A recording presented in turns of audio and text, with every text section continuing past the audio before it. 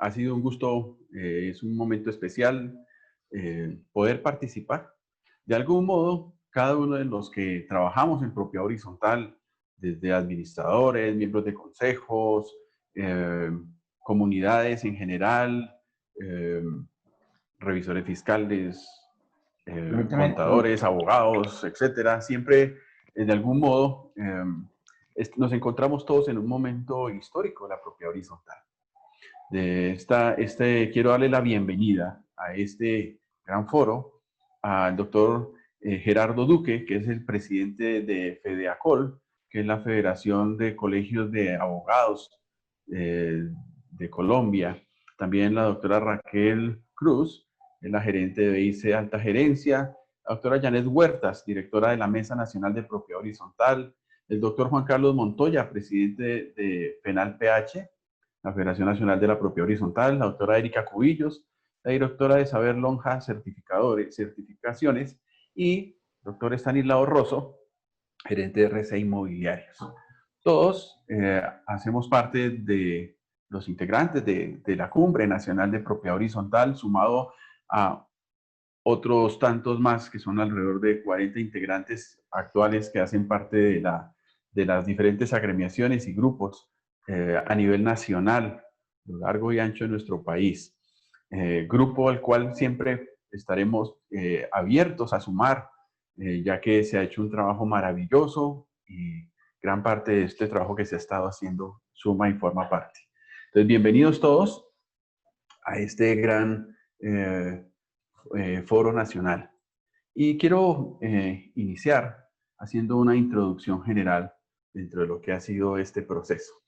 Quiero decirles más o menos que alrededor del mes de febrero, Servilonja fue invitado a participar en un proyecto de reforma inicialmente de la ley con el doctor José Uzcategui, y dentro del cual hemos incluido y propusimos una serie de herramientas que en su momento nos parecían necesarias, propuestas, ajustes, lo que se llaman, o muchos llaman vacíos de ley, que debían de algún modo subsanarse o resolverse dentro de ese proyecto que en su momento se estaba realizando. Quiero decirles que para el agrado de nosotros, muchas de esas cosas fueron incluidas y fueron tenidas en cuenta dentro de este proyecto.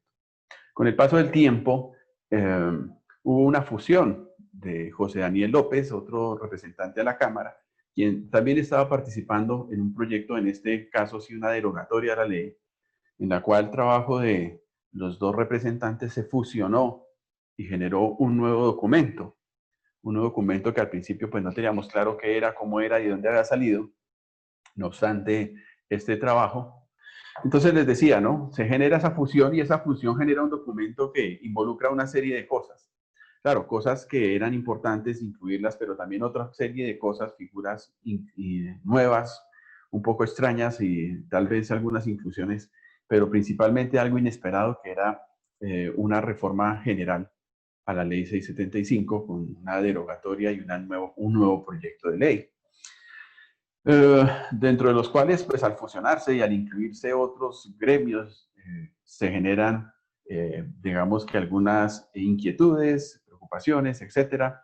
No obstante, no hay que desconocer de ninguna manera todo el trabajo y el desgaste que representa iniciar a generar un documento o un proyecto como tal.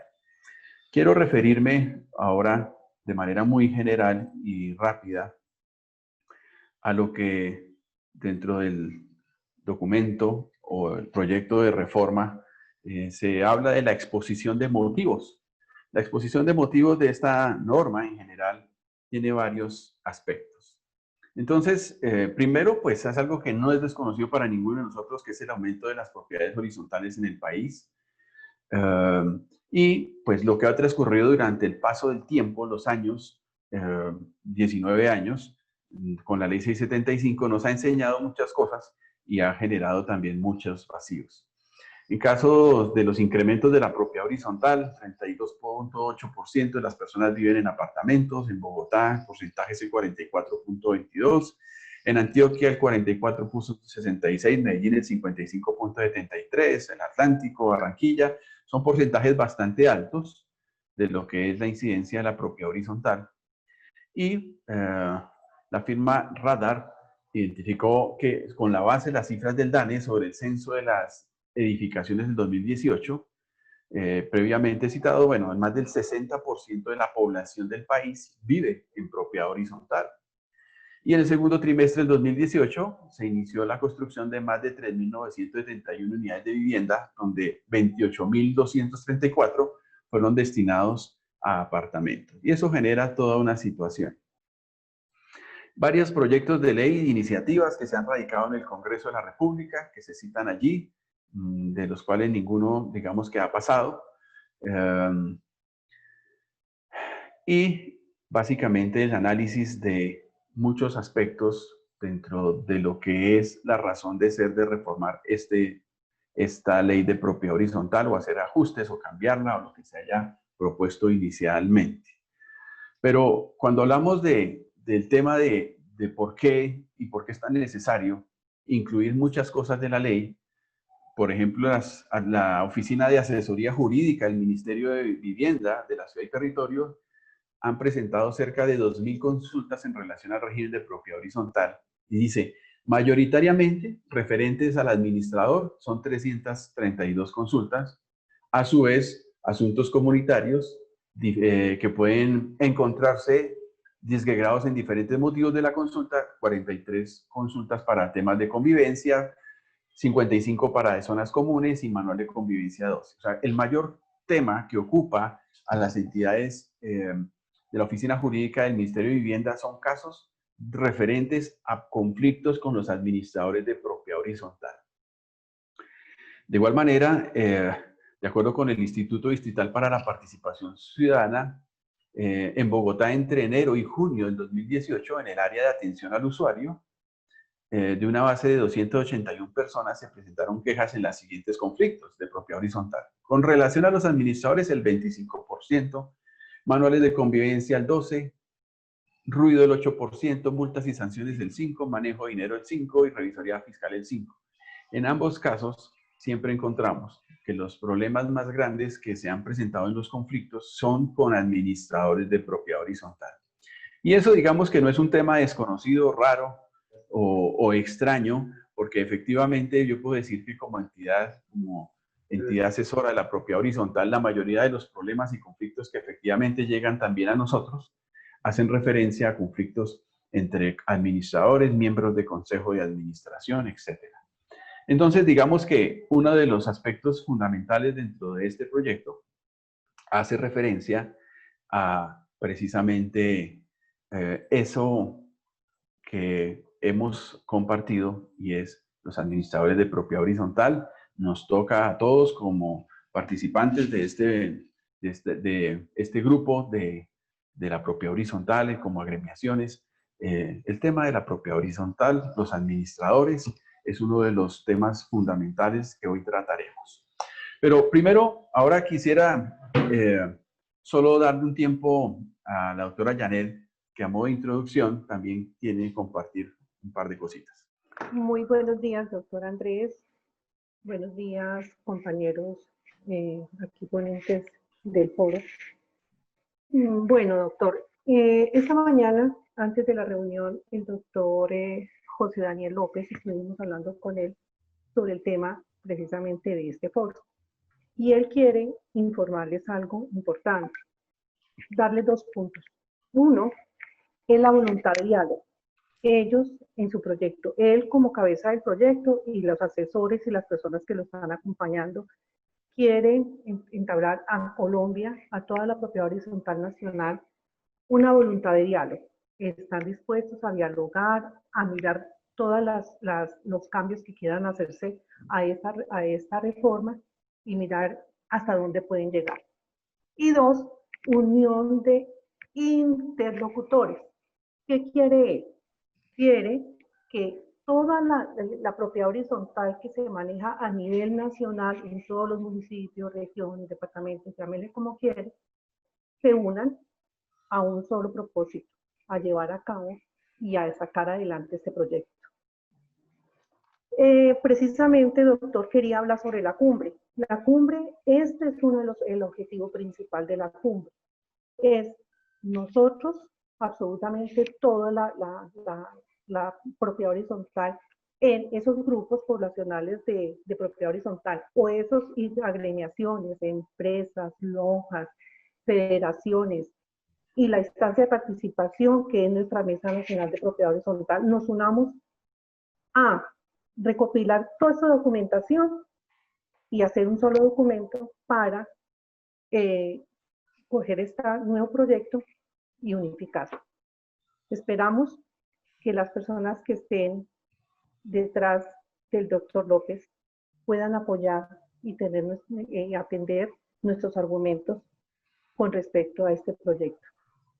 De parte mía, vengo como coordinadora de la Mesa Nacional de Propiedad Horizontal y las respuestas que se van a tener de aquí para allá es en consenso con todos los delegados de la mesa. O sea, es esto lo que nosotros pensamos y hablamos como nosotros, no como Yane Huertas. Felices. Efectivamente, esto es un asunto abierto, participativo, y lo que hemos querido es tratar de que la norma llegue, el proyecto, para que sea estudiado por el mayor número de personas que puedan participar. Todas las experiencias son supremamente valiosas y son bienvenidas y recogen. Y aquí nadie puede decir que es que tiene la última palabra, que es que son el sabio, el conocedor absoluto de todas las cosas. No, porque todos hemos aprendido cosas durante el transcurso de nuestra vida en la propiedad horizontal y cada cosa que se recoge es un aporte que le va a servir al proyecto como tal. De acuerdo, es un asunto que tiene que hacerse de manera organizada y lo que les hemos pedido a todos los grupos, que inclusive en los WhatsApps se han conformado de administradores, que trabajen de manera organizada, que vayan presentando las propuestas y que las canalicen a través de la Mesa Nacional de Propiedad Horizontal, que es el ente ahorita que de alguna manera hemos tratado de organizar muchos asuntos para precisamente darle la importancia a la propiedad horizontal y ponerla en el nivel correspondiente. ¿Qué es importante de todo esto? Que cada uno de los representantes que hacen parte de todo este proyecto están incluidos y saben que la Mesa Nacional está trabajando en este proceso y es un proceso organizado, un proceso serio, no es un proceso sesgado o manipulado hacia una forma o hacia otra. Tenemos por lo menos con el doctor Uzcategui, con el doctor José Daniel López y con el doctor John Jairo Bermúdez, que son los tres de la Cámara, equipos de trabajo conformados y hacemos parte de esos procesos para precisamente dar los aportes correspondientes. Solo que no se puede dar cualquier aporte de cualquier manera, sino de manera concisa y precisa. Muy bien. Vamos a hablar entonces ahora de diferentes aspectos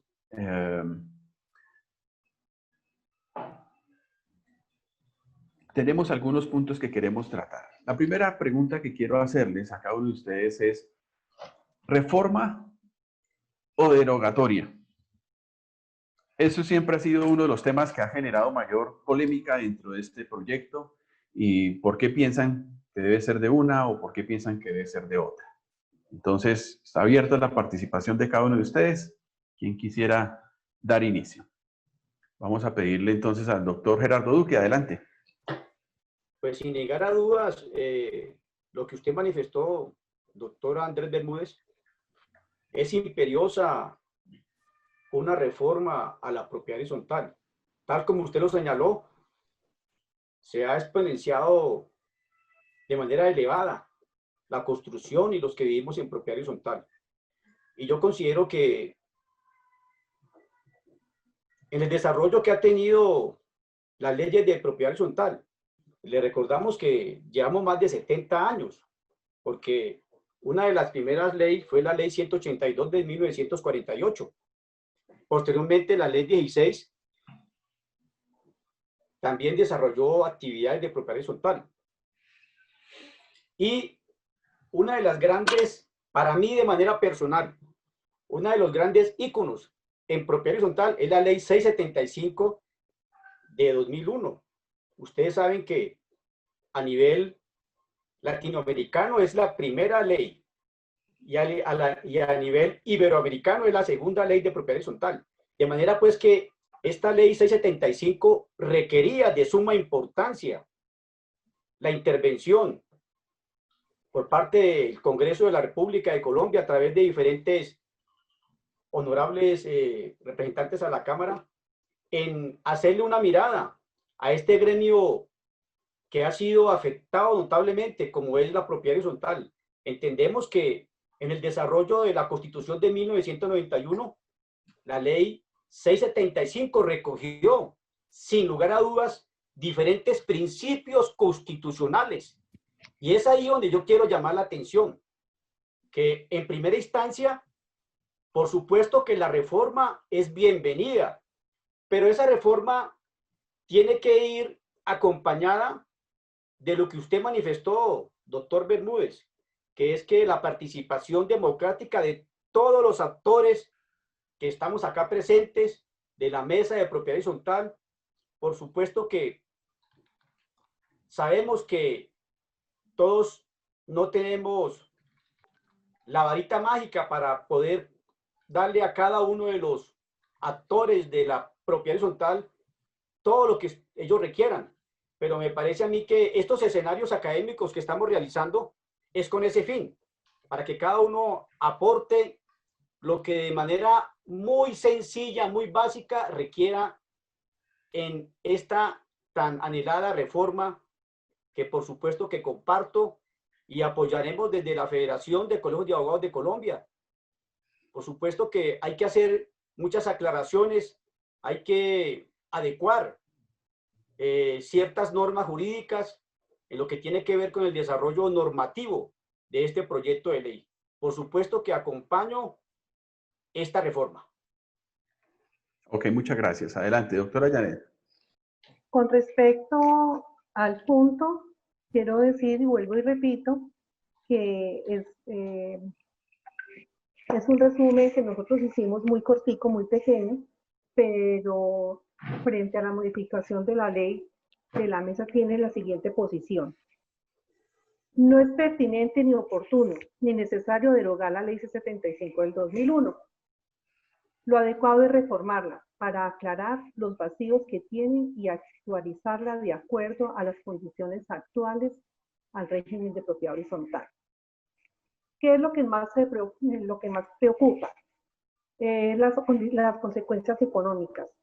Es la implementación de esta nueva ley, en el caso, si fuera derogatoria, es en ese valor que adicional que hay que ponerle a estos reglamentos y las copropiedades vendidas.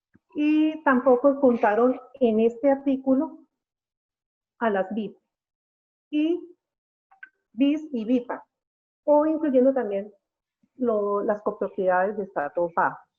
Es dificultoso para los estratos altos sacar unos dineros de ese presupuesto por su cuota de administración. Es más complicado para estas unidades de vivienda, estratos bajos, y más aún a las BIP que no tienen de dónde sacar el dinero. Entonces, ¿de dónde va a sacar el dinero para esta reforma y ponerse actualizada a la reforma de ley nueva? Gracias. Doctor Juan Carlos. Es para mí pues un placer, un honor estar aquí en esta reunión, en este foro, que esperamos pues sea en beneficio de toda la propiedad horizontal colombiana. Me pronuncio en favor de FENALPH, de Federación Nacional de la Propiedad Horizontal, y como miembro regional de la Mesa Nacional de la Propiedad Horizontal. Muy bien, doctor Andrés. Nosotros consideramos con respecto a la derogatoria y coincidimos con la doctora Janet que no es conveniente. Consideramos que la derogatoria en bloque en la práctica es totalmente inconveniente, ya que la ley 675, pues si bien está obsoleta en algunos aspectos y tiene vacíos normativos, puede ser modificada o adicionada en la mayoría de los aspectos, sin que tenga que ser estrictamente necesario derogarla, ya que como bien lo decía la doctora Janet, que me antecedió pues en la presentación, esta derogatoria en bloque de la ley 675 del 2001 trae como necesaria consecuencia la reforma posterior de todos los reglamentos de propiedad horizontal de Colombia, pues de las copropiedades a nivel nacional. Entonces, consideramos que, pues si bien la ley 675 tiene los vacíos que deben ser llenados de alguna manera jurídicamente, pues tiene vacíos jurídicos, administrativos, de todo orden. Consideramos que no es conveniente, mi doctor Andrés y demás panelistas, que se derogue en bloque la ley 675 del 2001. Ya que, como lo acabo de decir, pues necesariamente tocará entonces introducir esta reforma posteriormente o esta nueva norma a los estatutos sociales de todas las copropiedades. Consideramos que la derogatoria en bloque puede generar inseguridad jurídica por los cambios abruptos e intempestivos, que no serán fácilmente asimilados sino hasta dentro de varios años en el futuro. Asimismo, por las necesidades de reacomodamiento hermenéutico con las otras normas del ordenamiento jurídico colombiano que permean las relaciones de propiedad horizontal, ya que, como es sabido, las normas relativas a regímenes de copropiedad tienen correlación tanto con normas de derecho público como de derecho privado. Por ser las copropiedades personas jurídicas sin ánimo de lucro con un presupuesto ajustado, es sabido que al obligarlas a modificar o adecuar sus presupuestos, sus estatutos sociales en su parte normativa a una nueva legislación, conllevará, como se infiere, protocolizar nuevos reglamentos de propiedad horizontal e incurrir en gastos demasiado onerosos que no toda copropiedad con seguridad podrá asumir, ni siquiera dándole un periodo de gracia. Si bien la ley 675 del 2001 está en desuso en algunos aspectos y requiere ser adecuada, colocándola a tono con las nuevas realidades de la propiedad horizontal, existe una curva de aprendizaje importante al interior de la propiedad horizontal de casi 20 años, que será borrada del tajo por un nuevo aprender, que, y como es sabido, traerá seguramente traumatismos, inexactitudes, arbitrariedades, por el desconocimiento de las nuevas normas y por ser realmente esta nueva norma bastante difícil de digerir en la práctica. Si nosotros leemos el proyecto de ley, es evidente, señores, que hay temas puntuales que trataremos hoy aquí en esta reunión bastante difíciles de digerir. Muy bien, no se trata de tener miedo al cambio, ya que el cambio es una constante en el desarrollo de la humanidad, señores, y las normas no son ajenas a estos cambios y deben adaptarse constantemente, pero como es sabido, una sola palabra del legislador no solamente tumba cientos de bibliotecas, sino además, para el caso específico de la propiedad horizontal, puede generar crisis y traumatismos profundos a nivel jurídico, administrativo y social, ya que, como bien lo acaba de decir el doctor Andrés Bermúdez, la propiedad horizontal, habitan en propiedad horizontal en el territorio colombiano gran parte de los habitantes. Entonces, como para cerrar el punto, consideramos realmente inconveniente, con todo respeto, que no se debe derogar en bloque la ley 675, sino en lo posible, pues llenar sus vacíos, adecuarla, modificarla. No obstante, pues igual sí estamos aquí para aportar en lo posible.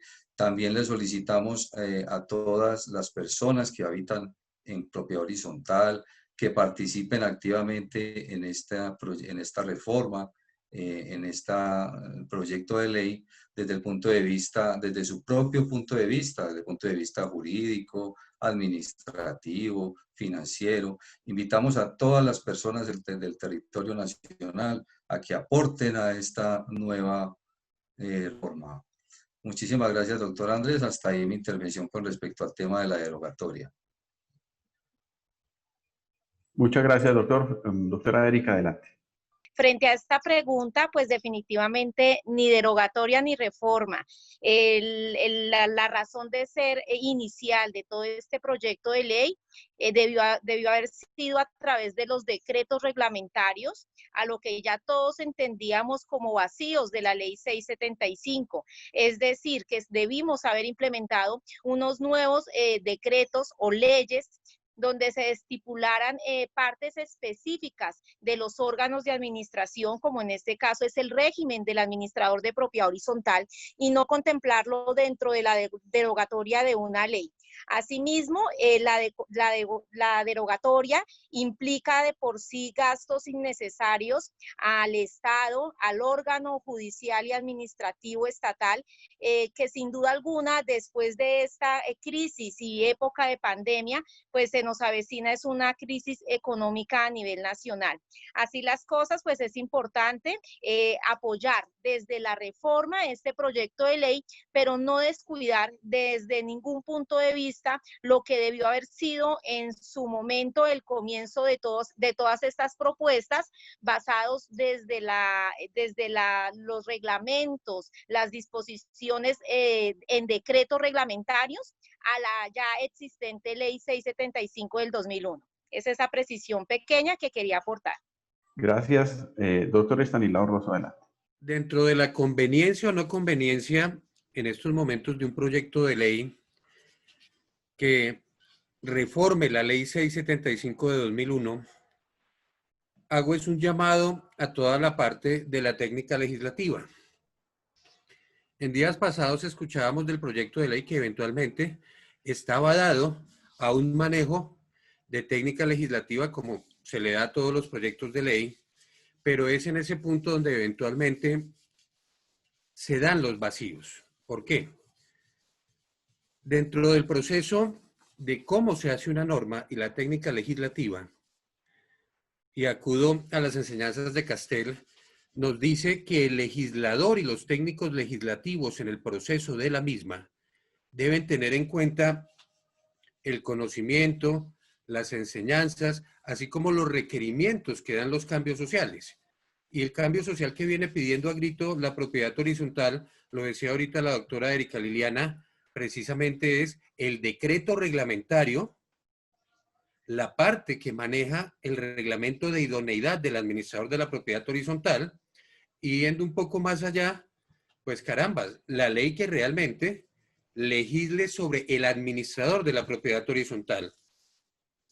En el plano político, en el plano parlamentario y administrativo, que se maneja dentro de la técnica legislativa, se lo dejo al representante o al equipo de representantes, y hoy en día a los dos senadores de la República, las dos damas, que se están dando allá en el legislativo toda la parte de lobby, toda la parte de protocolo y eventualmente el apoyo de bancada que la técnica legislativa llama. Pero sí es importante que en este momento seamos conscientes que todos estos procesos que se vienen dando en red, que se vienen dando en consulta, son fruto de que de un momento a otro se nos dio el proyecto de ley así y no se había participado en inmensa mayoría de parte de la academia, de parte de los consultores, de parte de los mismos administradores de propiedad horizontal, y en ese paso del saber al hacer que pide obligatoriamente la técnica legislativa se falló.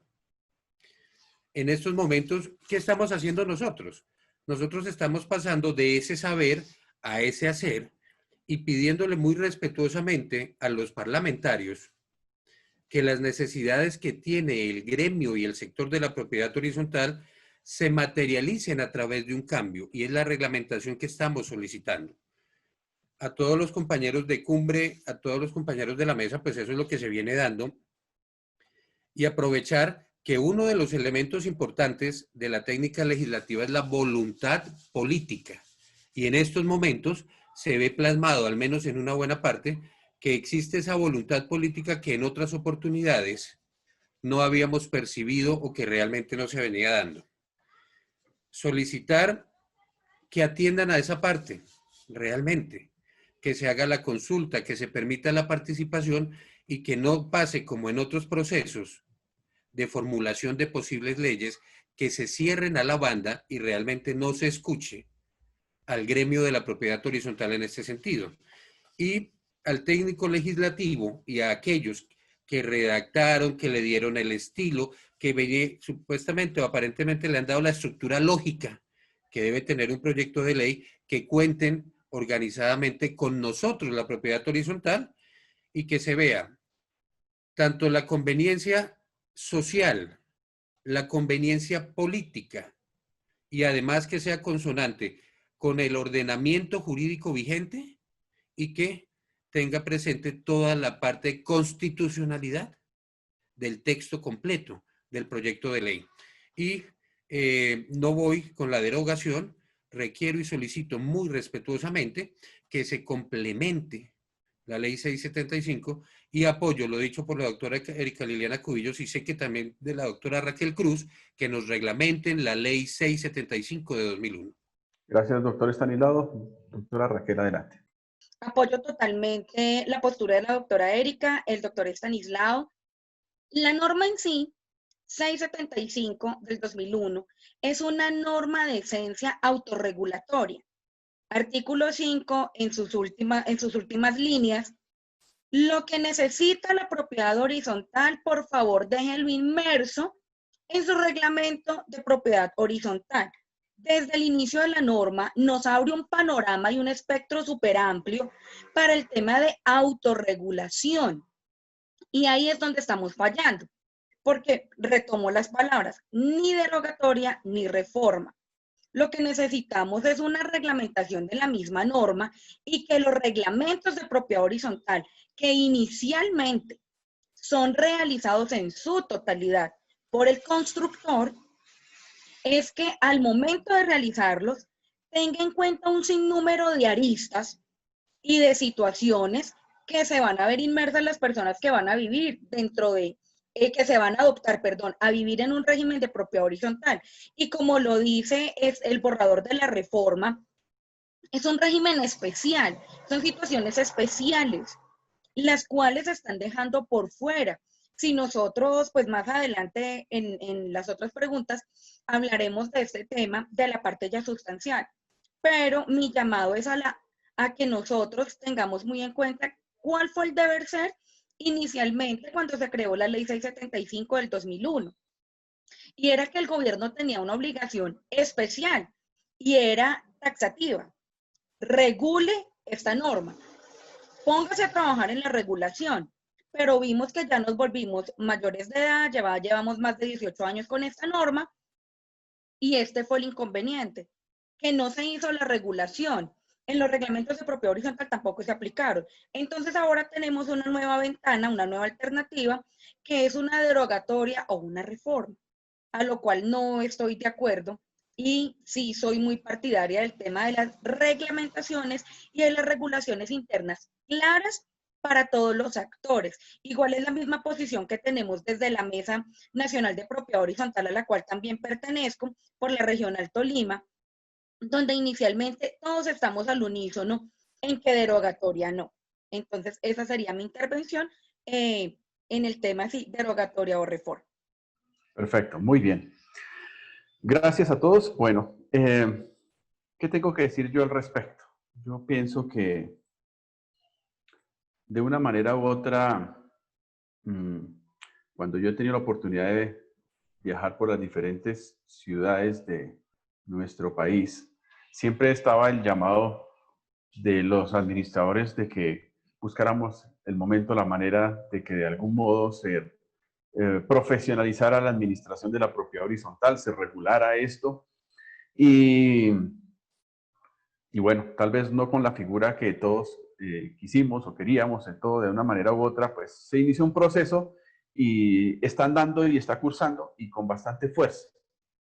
De una manera u otra, también puedo decir que independientemente al gusto o al deseo de haber generado una reglamentación que estuvimos golpeando y tocando puertas por años, que nunca se dio, de una manera u otra se están permitiendo a través de un documento resolver o abrir una puerta para que todos participemos y podamos incluir en él algunas situaciones. Entonces, tal vez, aunque en este momento lo que tenemos es una norma totalmente, bueno, diferente, quiero también reconocer que esa norma se basa en su esqueleto sobre la misma norma anterior. Es decir, su estructura y su organismo pues está basado exactamente en la misma estructura, solo que no se llama ley 675, solo que adicional a eso se involucraron y se incorporaron en diferentes títulos y en diferentes segmentos diferentes bueno, temas que en algún momento esclarecen situaciones que ya eran un conflicto o eran una dificultad o que no daban claridad, pero también se incorporaron otros que están generando una nueva confusión y una nueva interpretación que vale la pena y es necesario que tengamos que trabajar en ella, ya que de algún modo puede generar algún tipo de perjuicio y por eso es que se hace necesario que todos participemos y nos involucremos sobre el documento que está allí. Entonces, digamos que dejando ese tema de lado, solamente quiero decir que vale la pena que todos empecemos a trabajar sobre este documento. Este documento incluye como uno de sus grandes cambios o inclusiones es el registro único de administradores de propiedad horizontal, dando una posibilidad o generando algo que no existía de regular la actividad del administrador de propiedad horizontal. Y entonces el documento expresa todo un contenido relacionado sobre cómo funciona este registro único, cuáles son sus restricciones, su regulación. Y quisiera que podamos compartir ahora con relación a este tema del registro único nacional. Entonces voy a pedirle el favor que se pueda pronunciar en su orden. Tenemos a Juan Carlos, ¿estaría bien? Sí, doctor, coincidimos con usted en el tema de la inscripción del administrador y de la idoneidad. Perdón, doctor, ¿estamos hablando de la inscripción o de la idoneidad del administrador? Involucra, ambos está dentro del mismo tema, porque para la inscripción se requieran unos requisitos específicos y ese es uno de los temas. ¿Contempla la idoneidad o no la contempla? ¿Cierto? Adelante. Sí, mi doctor, muy bien. Consideramos que esto era una de las necesidades pues, sentidas de la propiedad horizontal. Todos pues, los que trabajamos en propiedad horizontal hemos desde hace mucho tiempo el sentido de que es necesario de que exista tanto el registro único de administradores de propiedad horizontal como también su régimen sancionatorio. Nosotros consideramos que es válido, que es acertada la inserción de este registro único nacional de administradores de propiedad horizontal y también su régimen sancionatorio. Nos parece que sea un registro único nacional, nos parece también idóneo, nos parece válido, nos parece que el proyecto de ley está redactado pues de alguna manera correctamente, aunque sí hemos sido muy críticos de alguna manera con la falta de hermenéutica constitucional, como bien lo decía el doctor Estanislao Rosso. La intención de la reforma es buena, es necesaria, como lo acabo de decir, pero creemos que le falta bastante hermenéutica constitucional. Con respecto a los requisitos, por ejemplo, del artículo 107 del proyecto, dice así: acreditar educación media de título de bachiller otorgado por las instituciones educativas autorizadas y acreditar formación académica del grado tecnólogo. No pasa de ahí. Yo pensaría que es pues también idóneo, que es lo ideal que se coloque allí, que se adicione en el proyecto de ley tecnólogo o superior, porque pues sabemos que en propiedad horizontal, que en la administración de propiedad horizontal, existen muchas personas muy calificadas y que pues debe ser también como coherente la norma con esa realidad. No simplemente hablar allí de que sea tecnólogo, pues porque entonces también, excúseme, se asimilaría a que un administrador de propiedad horizontal es un tecnólogo. Y no peyorativamente, pero de todas maneras, pues, quienes se han dedicado muchos años a prepararse en propiedad horizontal, pues considero que no es justo pues de que no sea coherente la redacción de la norma con esa realidad. Con respecto al régimen sancionatorio, consideramos que el proyecto de ley le falta, pasa de una vez como al régimen sancionatorio de una manera muy abrupta, muy fría. Consideramos que le falta, por ejemplo, colocar allí, como consideramos que es la deóntica en este tipo de asuntos, principios orientadores del régimen sancionatorio, o sea, por lo menos como una ambientación que pudiera decir más o menos así, acorde con el artículo 29 de la Constitución Política de Colombia y la jurisprudencia que lo ha desarrollado y ampliado, todo proceso sancionatorio deberá garantizar el derecho de defensa, contradicción e impugnación. Se considerará nula de pleno derecho toda sanción impuesta que no hubiere garantizado el derecho fundamental al debido proceso. Igual, pues ahí más adelante lo dice pues de alguna forma, pero no muy clara, aunque cuando habla del régimen de la autoridad sancionatoria, pues sí le dice a la autoridad sancionatoria que debe respetar el debido proceso, pero insistimos, consideramos que debe ser más garantista, de alguna manera, la redacción de la norma en cuanto a ese derecho al debido proceso. Con respecto a las infracciones que trae el artículo 108 del proyecto, consideramos que son acertadas, realmente que la redacción es acertada.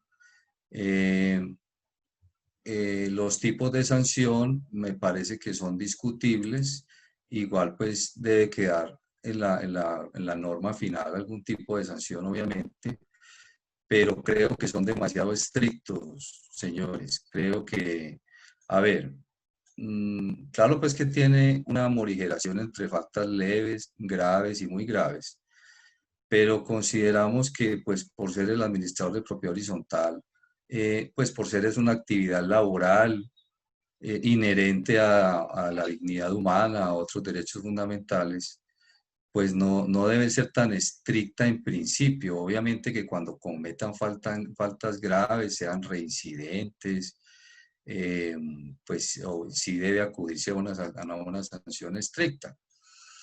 Con respecto al artículo 110 de la autoridad sancionatoria, como todos los colegas con los que hemos hablado y como mucha gente lo sabe, tenemos bastantes reservas realmente sobre la idoneidad, sobre la imparcialidad, sobre la capacidad de estos funcionarios administrativos de las alcaldías para para imponer estos procesos sancionatorios. Y además, como bien lo dice este proyecto, pues no hay sino recurso de reposición ante el mismo funcionario. Entonces allí sí consideramos que hay una violación flagrante del debido proceso. Debiera existir, debe existir, acorde con las normas del debido proceso del derecho comparado, una segunda instancia y que pudiera ser, por ejemplo, los jueces de la República en segunda instancia. Doctora Janet Huertas y doctora Erika Cubillos, adelante. Bueno, sobre el registro único de administradores de propiedad horizontal, había desde un proyecto de ley, esto viene arrastrándose desde un proyecto de ley, el 131 que lo presentó la doctora Velázquez, ya en este momento más mejorada y más profundo, pues como los temas. Es muy interesante y novedoso, pero nosotros como mesa nos incluimos más porque esta reglamentación para el administrador se desarrolle en una norma aparte, porque se debe implementar los códigos de éticas, las sanciones, responsabilidades, y esto debe ser en una ley que en cualquier momento puede ser modificada en algún momento. Llevamos 20 años, pero se va a modificar, y aquí no se sabe cuánto vamos a esperar para que se modifique. Si eso se hiciera en otra instancia, pues implementar otra norma que unifique y direccione todo lo que es sobre el administrador y todo este cuento. Y además el proceso es bastante largo e implica creación de oficinas alternas a los ministerios. O sea, si eso que no vaya dentro de la norma, dentro del proyecto, pero sí que los ministerios se hagan cargo de dónde sería, porque las sanciones, el código de ética y todo esto va a quedar únicamente para ellos como ley, como administrador, como eso, para fuera de la reforma. Hay que profundizarlo más porque nosotros no hemos tenido tiempo, pues como dijo Juan Carlos, de coger puntico por puntico y mirar, pero lo estamos haciendo. Muy bien, doctora Raquel y luego doctor Gerardo. Frente al tema del registro único de administradores, totalmente de acuerdo, porque los que tenemos una formación profesional, como lo somos los abogados, tenemos nuestro registro, los contadores, los médicos, los veterinarios. La administración de propiedad horizontal no puede ser ajena a esto. Ese registro único, sí, en primera medida, pero posterior a eso, cuando la misma norma desde atrás, la ley 675 en este momento nos habla del tema de idoneidad. Una cosa es la idoneidad, otra cosa es la profesionalización, que son dos cosas súper equidistantes. O sea, no encuentro una unidad entre la una y la otra. ¿Por qué? Porque todos sabemos que el administrador de propiedad horizontal debe saber de derecho, de contabilidad, de administración, de psicología, recursos humanos, una cantidad de cosas que los que somos administradores nos enfrentamos de manera diaria a esa realidad. Entonces, cuando todos están pregonando el tema de la profesionalización, que yo pregunto, o sea que por semestre el administrador de propiedad horizontal en una universidad se va a formar un semestre como contador, en un semestre va a haber contabilidad, en el otro semestre va a haber derecho, en el otro semestre va a haber psicología, en el otro semestre va a haber alta gerencia, en el otro semestre va a haber ingeniería, en el otro semestre arquitectura. O sea, es imposible que se pueda profesionalizar un oficio que es multidisciplinario. En el tema de la certificación de idoneidad, sí estoy de acuerdo, pero entonces tendría que ir inmerso ahí, porque como decía el doctor Juan Carlos, no nos podemos quedar en el encasillado de un tecnólogo, porque entonces, ¿dónde vendrían también esas oportunidades para que usted pueda homologar? Porque los administradores, como lo decía el doctor Juan Carlos, somos sus palabras, personas que vienen de años desarrollando este oficio, que tienen más de 30, 40 años administrando, que nacieron casi que a la par a la primera norma de propiedad horizontal y están desarrollando su oficio de forma idónea, pero faltaría certificarla. Ahí yo le aumentaría como ese tema de la homologación, de saber es que a hoy lo tenemos. Por lo menos la doctora Erika nos podría hablar ampliamente del tema de la certificación de idoneidad. El SENA también lo ha tenido, porque el SENA también tiene un proceso en el cual se pueden certificar ciertas competencias. Entonces, no estoy de acuerdo en el tema que nos quedemos solamente encasillados en el técnico. No estoy de acuerdo desde mi perspectiva como abogada y también como administradora de propiedad horizontal, que me duele el medio y me duele el oficio que desempeñamos. Entonces, no podríamos encasillar ahí a las personas a un tecnólogo, porque también es cierto y lo hemos escuchado. Si uno en la carrera profesional en la cual se está especializando le quedan vacíos, porque hoy me gradúo y mañana lo que aprendí durante 5 años ya me han derogado más del 50%, imagínense en propiedad horizontal. Entonces, la capacitación debe ser constante. Y mi voto es por la certificación de competencias e idoneidad del administrador de propiedad horizontal. En primera instancia, quiero señalar nuevamente que el proyecto de ley tiene unos principios orientadores en la ley, que los pueden ustedes encontrar en el artículo 3º. Y me refiero a esto porque estamos hablando de que se tiene el respeto a la dignidad humana. De igual forma, hay un debido proceso en el numeral 5º. Y frente a lo que tiene que ver con el registro, a mí me parece que es una medida fundamental, una situación que estábamos esperando hace mucho rato.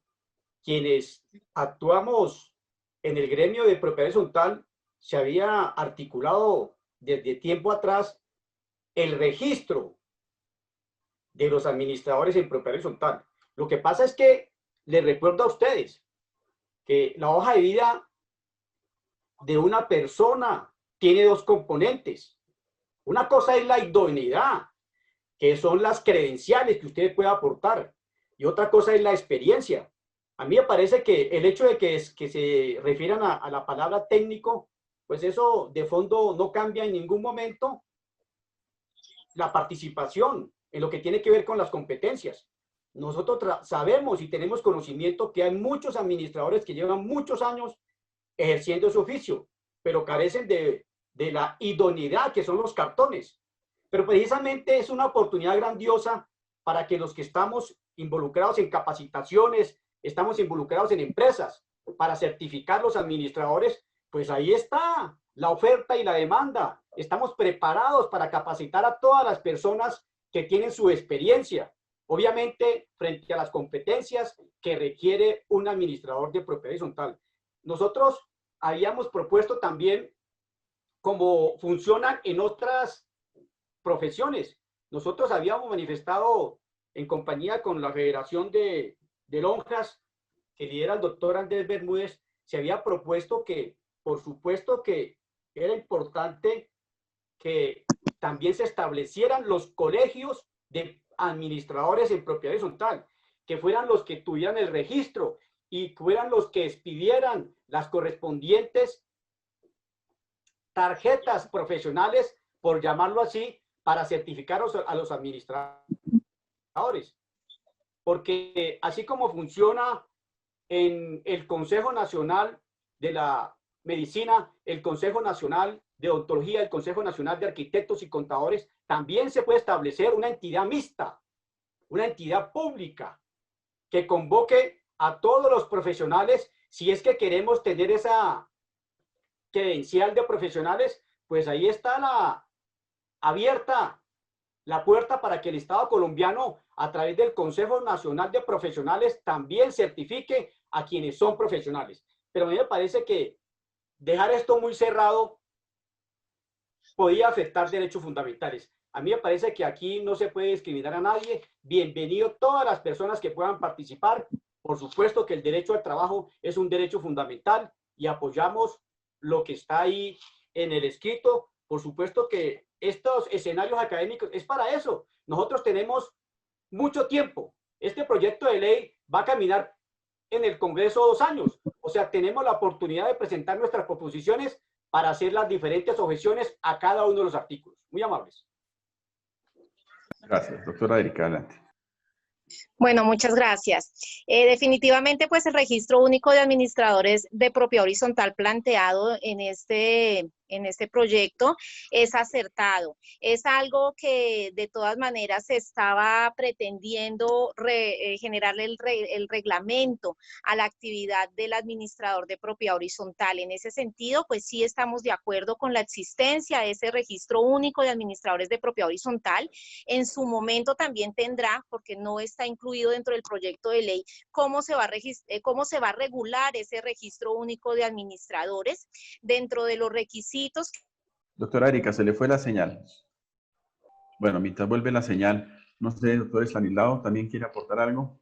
Este tema es muy importante, pero yo veo que no se entiende realmente, ese es mi criterio y concepto personal, cómo se va a dar la transición o cómo realmente y vamos a llegar al plano de certificación, idoneidad, y bien lo decía el doctor Duque.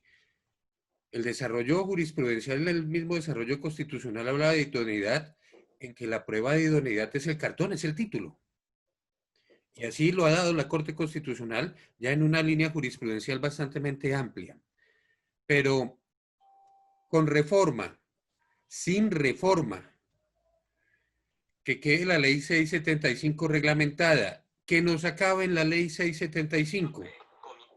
Hoy en día el requisito del mercado es el de certificación de competencias. De esta misma forma, ya se hace un profesional de cualquier otra área y que se ha dado al estudio, a la capacitación de la propiedad horizontal, como aquellos que específicamente se han formado en la misma, deben tener un reconocimiento de este conocimiento, de estas competencias, de estas habilidades.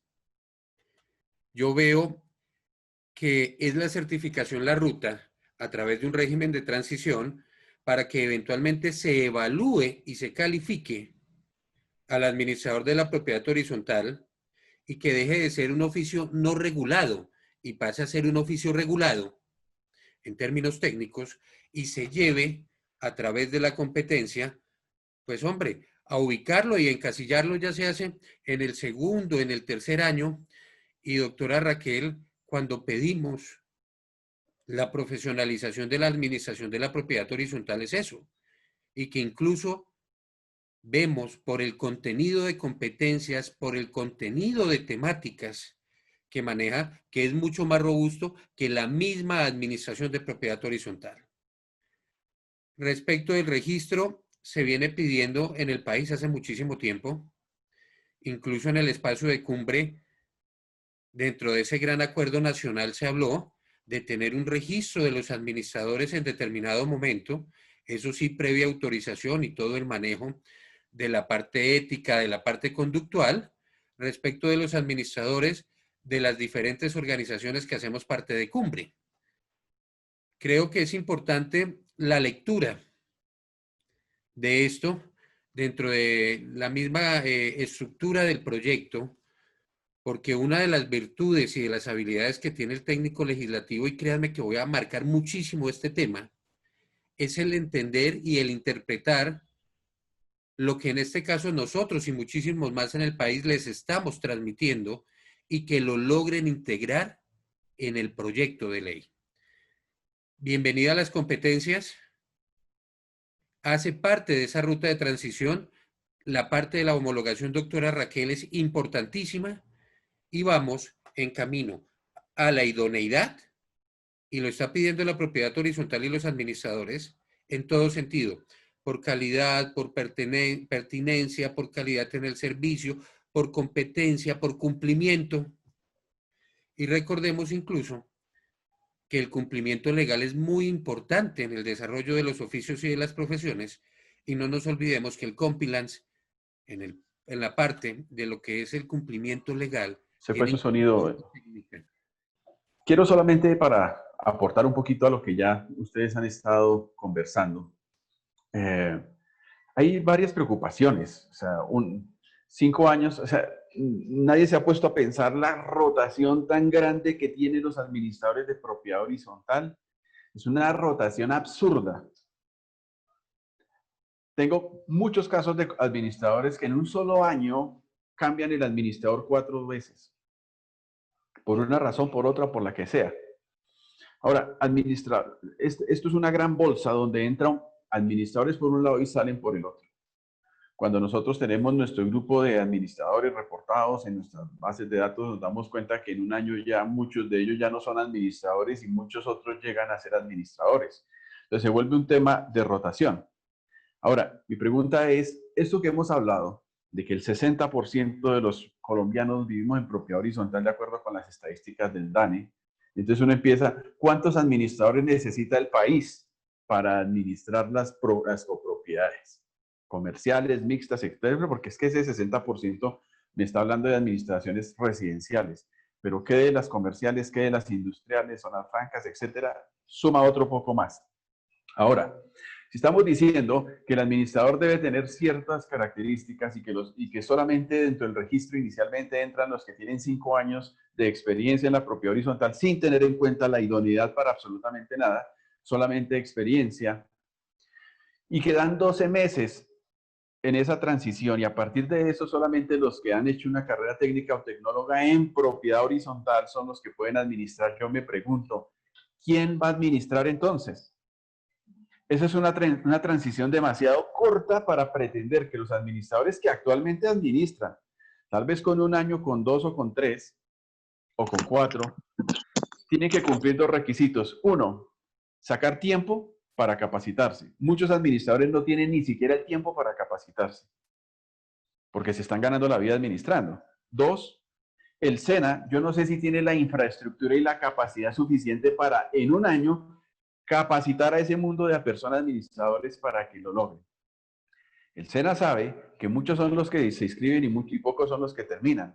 Entonces, algunos inician por diversas situaciones, no lo terminan. Ahora, ¿tienen el alcance? Porque es que yo veo por las redes sociales que se cerró el grupo porque no tienen más capacidad para meter más alumnos. Yo no sé si en 1 año van a lograr hacer una maratón de capacitación y formación de administradores en un proceso técnico-tecnológico. Y 3, los que no logren entrar en eso, entonces tienen que sacar dinero de su bolsillo, sabiendo que el ingreso del administrador es tan reducido y tan limitado para poder entrar y capacitarse o formarse. Entonces, si no lo pueden hacer a través de del mecanismo público o gratuito, deben incurrir en costos que de pronto los administradores, sabemos, no tienen tampoco el recurso de lo que actualmente el mercado propone y la misma norma, entidades de profesionales o que den capacitación profesional, es decir, universidades, instituciones que den ese tipo de carreras. Entonces, yo no tengo nada en contra de lo que se está haciendo, me parece fabuloso que se dé un orden, pero yo pienso que tenemos que tener los pies en la tierra y ser muy realistas sobre realmente qué va a ocurrir en ese tiempo y en esa transición, y si realmente el país tiene la forma y los medios para que en 12 meses todos los administradores que administran por propiedad horizontal estén incluidos dentro de ese régimen con esas condiciones y con esas características, y que además de ello el Estado proporcione todo para que a partir de eso no vaya a ser que 12 meses después entremos en una crisis de administradores y entonces tenemos, si era un problema, administradores administrando 3, 4 conjuntos al tiempo, ahora les toca administrar 8 o 10 porque no hay quien más administre. Y entonces el nivel y la calidad de la administración se va a bajar de una manera bastante complicada. Yo pienso que ese es un tema que no debe tomarse de manera tan liviana, sino que tiene que darle un tratamiento importante a eso. Muy bien. Otro tema importantísimo es la entrega de los bienes comunes. En nuestro artículo 24, que es el que acostumbrábamos a manejar en la ley 675, hablaba de la entrega de los bienes comunes por parte del propietario inicial, es decir, lo que el constructor entrega a los propietarios. Y ese artículo desde el 2001 generó algo que era una posibilidad que antes no existía. No obstante, a partir de este proyecto se genera un articulado mucho más largo y extenso, seguramente redactado por el sector de la construcción, y que involucra una serie de componentes extras dentro del proceso de la entrega de los bienes comunes. Quisiera escuchar ahora entonces sus comentarios con relación a este tema tan importante. Doctor Andrés. Adelante. Muy bien. Es bastante importante, como usted lo acaba de afirmar, este tema de la entrega de las zonas y bienes comunes por parte del constructor. Pues para todos los que nos movemos en el área de la propiedad horizontal, sabemos que es de los aspectos más problemáticos, además que es un hito histórico muy importante para toda copropiedad este momento, ¿sí? Si bien hay una redacción allí, de alguna manera aceptable en cuanto a lo que no existía y que empezaría a regir a través de esta nueva norma. En el artículo 27, cuando habla de la entrega de los bienes comunes por parte del propietario inicial, se hace pues una descripción, como ya digo, que no existía. Nos parece que es conveniente esta norma, pero también nos parece que también, como lo dije con respecto a otros temas anteriores, que le falta articularse, que le falta hermenéutica jurídica, porque es que no podemos vía ley de propiedad horizontal desconocer normas como son la ley 400 de 1997, la ley 1480 del 2011, la ley 1796 del año de 2016, la ley de vivienda segura o ley anti-space, que entra en algunos detalles de seguridad en la propiedad horizontal, de temas constructivos específicos, de certificación, por ejemplo, de ocupación, certificado de habitabilidad o de ocupación. Entonces nos parece que falta hermenéutica, que debe ser coherente esta norma pues con el ordenamiento jurídico colombiano que trata sobre este tipo de asuntos. Específicamente me quiero referir a la redacción que tiene el artículo 27 cuando habla, por ejemplo, así, escúchenme, voy a leer textualmente: los bienes comunes de uso y goce general ubicados en la propiedad horizontal, tantos como zonas de recreación y deportes, salones comunales, entre otros, se podrán entregar total o parcialmente a la persona o personas designadas por la multijunta o a la Asamblea General o en su defecto al administrador definitivo, siempre que este último sea una persona jurídica o natural distinta al propietario inicial. Este punto específico lo subrayo, abro comillas, siempre que este último sea una persona jurídica o natural distinta al propietario inicial. En la práctica nos parece una redacción demasiado conveniente, realmente. O sea, nos parece que es un acierto esa redacción, que es garantista del consumidor inmobiliario, de las copropiedades, que eso así sea. Pero seguidamente dice que esa entrega se hará cuando se hayan entregado los bienes privados entre el 40% y el 60%. Nos parece que eso no se corresponde realmente con el deber ser, ya que por lo menos la copropiedad debió haber sido, el constructor debió haber enajenado, coincidimos ahí como lo dice la ley 675, más el 51% de los coeficientes de copropiedad. Asimismo, pues también sabemos que esto es como el punto de equilibrio de alguna manera financiero de estas constructoras. Entonces, no nos queda pues como muy claro que sea entre el 40 y el 50%, y el 60%, y más adelante, con respecto al mismo asunto, vuelve y habla del 51% de los coeficientes de copropiedad. Entonces, consideramos que este artículo, si bien es conveniente, como ya lo he dicho, tiene una necesidad pues como de redacción hermenéutica. Con respecto al artículo 28 del proyecto, quiero ser crítico en el siguiente aspecto. Cuando habla así que la copropiedad debe ser entregada, perdón, no es el artículo 28, sino el 30 en adelante.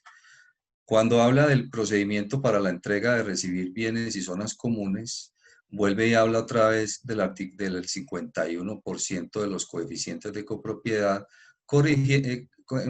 contradiciéndose con la redacción anterior que habla entre el 40 y el 60%. Vuelvo y le digo, son temas hermenéuticos, pero nos parece muy conveniente de todas maneras que sí se regule vía ley de propiedad horizontal esa entrega del propietario inicial a la copropiedad como persona jurídica y autónoma separada del constructor, a sus copropietarios. Pero también aquí vemos otra, en este mismo artículo 30 y subsiguientes, que sale una figura nueva, muy interesante, que es que cuando el constructor de alguna manera, entre el constructor y la copropiedad, no se ponen de acuerdo en la entrega y en el recibo, que para mí son dos momentos distintos. Una cosa es que el constructor entregue y otra cosa es que la copropiedad reciba a satisfacción. Cuando no se ponen de acuerdo entre la copropiedad y el constructor, aparece aquí una figura muy, muy buena, nos parece de verdad muy acertada, que es que se nombre un perito experto en temas constructivos, obviamente, pero volvemos otra vez a la falta de técnica legislativa, a la falta de hermenéutica jurídica, y hablamos de una nueva clase de perito, de alguna manera, que no corresponde con el deber ser, porque dice que el perito simplemente debe tener experiencia comprobada de más de 5 años en temas o normas urbanísticas, propiedad horizontal o arquitectura.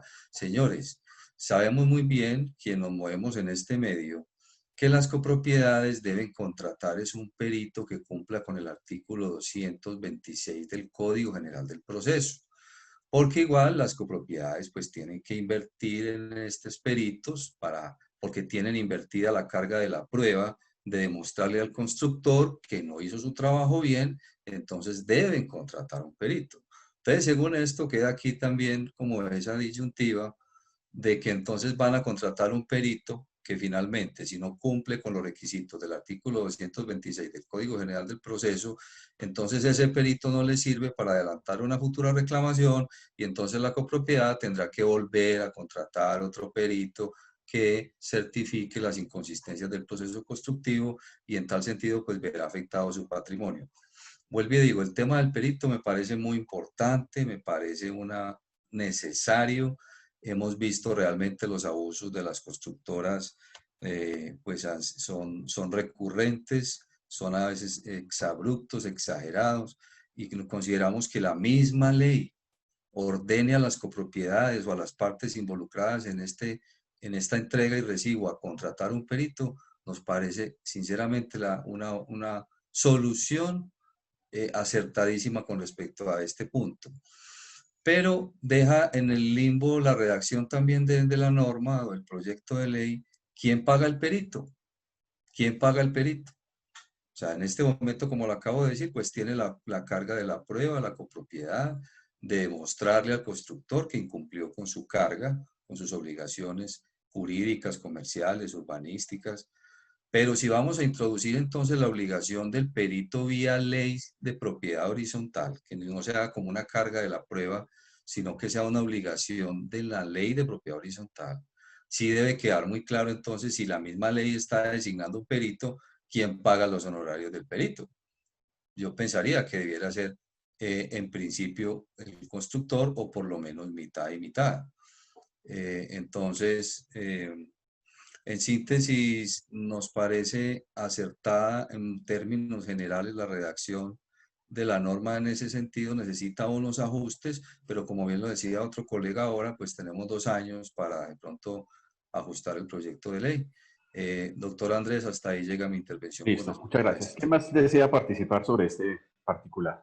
Bueno, frente al tema de la entrega de zonas comunes por parte del constructor, es muy claro lo que nos exponía el doctor Juan Carlos, pero también volvemos al tema inicial de cuando comenzó la charla. Nos siguen dejando las responsabilidades de autorregularnos, cuando en el artículo 27, 28, 29 hasta el 30, nos están hablando que pueden recibir un grupo de personas, las personas que estén designadas por la multijunta o la asamblea o el administrador o el que sea. Volvemos a lo mismo. ¿Qué calidades deberán tener estas personas naturales o jurídicas para poder recepcionar las zonas comunes? Porque va a seguir pasando lo que ha pasado durante todo el tiempo en propiedad horizontal, que le dicen al consejo de administración, vaya usted, recíbale al constructor. Cuando reciben y se dan cuenta que hay unos incumplimientos garrafales, ahí sí van a buscar la ayuda profesional de un grupo interdisciplinario de personas que son especialistas en temas hidráulicos, sanitarios, estructurales, arquitectónicos. Entonces, mi llamado es a eso mismo, que hay que pararle demasiada atención a ese tema también de la autorregulación que nos habla el artículo 27, que para mí viene inmerso desde la parte jurídica. Esa inmersión es a las calidades de las personas que van a apoyar el proceso de recibido de zonas comunes. También hay que tener muy en cuenta al momento de la entrega, lo que nos está diciendo aquí el proyecto de ley, es que, listo, yo por constructor propietario inicial, 3 veces les he insistido, y entonces ustedes no me van a recibir, volvemos a lo mismo. ¿Qué va a decir nuestro reglamento frente al tema de la oposición o la negativa del recibimiento de esas zonas comunes? Y me causa curiosidad es que también en el parágrafo nos hablan a nosotros de que hay una excepción, de que también revisemos entonces con las viviendas bis de estratos 1 y 2, entonces, ¿quiénes van a ser los encargados de generar el procedimiento? Entonces, revisemos eso mismo, todo es dinero para la propiedad horizontal. Si en el imaginario colectivo pasa el documento tal cual como está acá, definitivamente hay que entrar a reformar los reglamentos o adicionarlos, porque tenemos que empezar a colocar claramente cuáles van a ser las calidades de las personas que no solamente para el recibimiento de zonas comunes necesitamos, sino para el desarrollo de los artículos que van posteriores a estos. Entonces, ese es un primer llamado. A lo tercero que voy, la necesidad de contar también con el apoyo profesional o con el apoyo, digámoslo así, interdisciplinario de personas que apoyan estos procesos para propiedad horizontal, porque siempre se deja sola la propiedad horizontal y he escuchado comentarios y vi de manera personal, ya para cerrar mi intervención, una copropiedad donde fuera una cámara de comercio, recibieron, obviamente, todo lo que hacemos en cámara de comercio por acta de conciliación pasa a ser cosa juzgada, pero entonces, 3 años después, le están indicando a la copropiedad que pueden demandar lo que recibieron por medio de esa acta de conciliación. Entonces también es un llamado que, aparte de que estamos hablando sobre el proyecto, también es que abramos el espectro para que las personas que nos están viendo vayan tomando conciencia que en propiedad horizontal todo debe tener una calidad o esa capacidad por activa o por pasiva para poder hacer parte de cualquier tipo de proceso, sea recibiendo zonas comunes, que es el punto que nos atañe en este momento, o para participar a la multijunta, o para ser consejero, que quisiera así hacer como un paréntesis chiquitico, que nos hemos enfocado demasiado al administrador en propiedad horizontal, pero se nos ha olvidado, y dentro de este proyecto se nos olvidan también responsabilidades de los consejos de administración, que más adelante pues es el aporte que tengo para el cierre. Bueno, sí, coincido con los colegas, pero pues yo pienso que el artículo 27 que señala la entrega de los bienes comunes se debe articular de manera primordial con todas las autoridades cuando se inicia un proyecto. Nosotros sabemos que para ejercer una labor del constructor, pues se requieren unas licencias de construcción. Y a mí me parece que las autoridades locales ahí tienen que incidir fundamentalmente en la verificación de los requisitos, tanto para los curadores urbanos como las alcaldías locales. En principio, nosotros siempre hemos manifestado que quien recibe las áreas comunes debe ser un perito, debe ser una empresa que pueda representar a la copropiedad interdisciplinariamente. Ese vicio que vienen haciendo algunos consejos de administración, en donde reciben las áreas comunes sin una adecuada asesoría técnica, es los que ha llevado a tener conflictos en la entrega de los bienes de las áreas comunes por parte del constructor. Aquí la norma habla de un 40 a un 60% de la enajenación de los bienes privados. Esto también se tiene que mirarse desde 2 puntos de vista. Hay personas que adquieren apartamentos en conjuntos residenciales y requieren por diferentes situaciones trasladarse o pasarse al apartamento que han comprado. O sea, nosotros tenemos que mirar las dos cosas desde el punto de vista del consumidor. O sea, hay personas que compran y quieren pasarse rápido, y me parece que el 40% de la terminación de la construcción de los bienes privados puede ser también algo importante. A mí me parece que la responsabilidad del constructor no está en la ocupación del 40 o el 50%, ahí no está la responsabilidad. Yo lo dije inicialmente, la responsabilidad es de las autoridades locales también. Me parece a mí que aquí se avanzó de bastante, me parece a mí, ¿no? De manera personal, que aquí se avanzó mucho en lo que tiene que ver con las sanciones. Yo no, a diferencia de la ley C-75, nosotros conocemos el procedimiento. Cuando usted tiene que reclamar a la constructora una responsabilidad por vicios ocultos, pero aquí lo señala, creo que el artículo 28, que habla de unas sanciones al constructor, de multas que van hasta el 50 y el 100% del valor estimulado por los bienes comunes, y una suspensión de actividad de 1 hasta 10 años. Entonces me parece a mí que en esta parte se avanzó mucho en el proyecto. Por supuesto que hay que hacer unas aclaraciones al proyecto en lo que tiene que ver con la calidad del peritaje. Pero yo recomiendo, como profesional del derecho, que quien recibe las áreas comunes no puede seguir siendo el consejo de administración o el comité de recibo de áreas comunes. Tiene que ser una persona idónea, puede ser natural o jurídica, que cuenten con un equipo interdisciplinario. Muy amables. Muchas gracias. Doctora Janet. Bueno, con respecto a esta pregunta o a este artículo o a estos artículos, porque son varios, estamos totalmente de acuerdo con el doctor Gerardo. La persona, o sea, el consejo no sería la persona ideal o idónea para recibir las áreas comunes. Es increíble. que esto se está dando hasta ahora. Ahora, con respecto a las constructoras, cuando nace esa copropiedad, después de que se haga la entrega, es ahí donde hay más problemas, porque desde ahí arrancan los problemas de las copropiedades hacia el futuro. Por la mal recibimiento o mal entrega de las áreas comunes. Ahí hay que aclarar, y estoy de acuerdo también con Juan Carlos, que debería ser de pronto el constructor el que se haga cargo de los gastos, el costo de esto, y también podría ser mitad y mitad. Con respecto a los demás, cada uno, Raquel y ellos han dicho lo mismo que yo tengo acá. Hay 2 punticos, 3 punticos diferentes. Es la preocupación que se le ha entregado a las facultades, pues a muchas de las facultades a los constructores.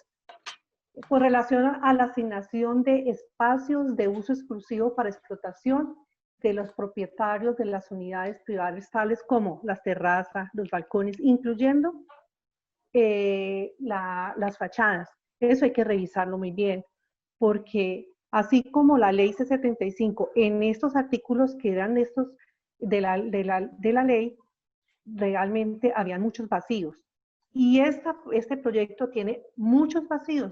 Hay que aclararlos y dejarlos completamente claros para que no tengamos inconvenientes hacia el futuro. Ahora, aparte de eso, hay un problema grave, sobre todo en la región, en Risaralda, es que cuando se habla sobre construcciones por etapas, que la primera etapa se entrega, que la segunda etapa se entrega, hay que mirar también muy minuciosamente sobre los coeficientes y cómo se maneja eso con las etapas, porque también hay vacíos ahí y no es claro. Aparte de eso es dejar una fecha límite para entrega de la última etapa. En este momento en Pereira hay algunas constructoras que han entregado las construcciones, los conjuntos por etapas, y la última etapa aún no la entregan y llevan 5, 6, 7 años esperando que entreguen la última etapa. Entonces yo pensaría que sería muy bueno dejar como un límite de cuánto tiempo tendrá que entregar la última etapa. No sé si eso legalmente se podría, pero sería muy bueno.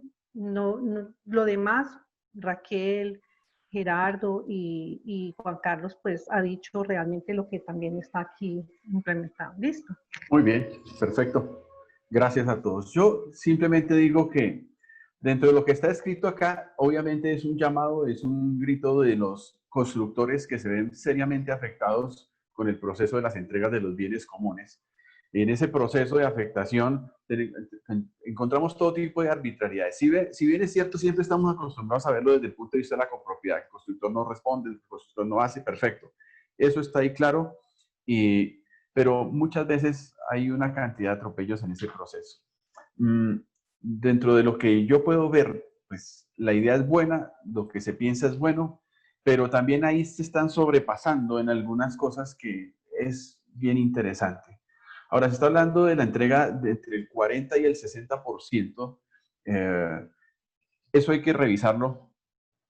Se está hablando del 51%. Entonces se bajan al 40% y dicen, bueno, y si se conforman unos comités para recibir, entonces la votación del constructor no se tiene en cuenta si está disminuido o si el constructor tiene más del 51%.